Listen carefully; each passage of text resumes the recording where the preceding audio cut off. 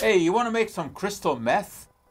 Well, all we have to do is take this benzyl group and take this methyl amino ethyl group and put them together. There you go. We have methamphetamine. You know what? It isn't quite that easy to do. You need some lab equipment to carry out that reaction. And you need some instructions. And Uncle Fester tells us exactly what to do in this little book. Now, this is not the Uncle Fester that you've heard about. This is not the guy from the Addams family who liked to lie down on a bed of nails and put his head into a screw press. No, it's not that guy. This Uncle Fester is actually Steve Preisler, who got that name when he was an undergraduate chemistry student when you used to do crazy things in the lab, like Uncle Fester, and his colleagues started to call him that. Well, one of the crazy things that he did was to make some crystal meth. But the police snipped him for that one, and he was sentenced to 5 years in jail. Only spent about 3.5, but he didn't like it, and he thought that he had been unfairly dealt with, that for making just a little bit of crystal meth, punishment did not fit the crime.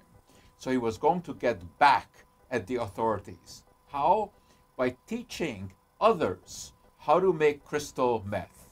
And that's how this little book was born, which is now in its 8th edition. Unfortunately, you can get it online, and it gives very specific instructions, but of course you do have to have some background in chemistry to know how to use the equipment, the various kind of flasks and the tubings and distillation columns. But it can be done. In fact, it turns out that he was the model for the hero on Breaking Bad, or I guess I should say anti-hero, Mr. White. And Uncle Fester actually counseled the writers of the show about how to make the crystal meth. He's got other books out there as well, clandestine chemistry books. For example, how to make nerve gas. In 1995, when there was that terrible attack on the subway in Tokyo that killed 12 people, the authorities found Uncle Fester's book among the documents when they traced these people. They found it in their homes.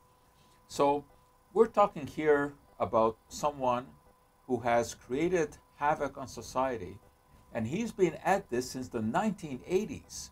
So for 40 years, he has dispensed this information about clandestine chemistry.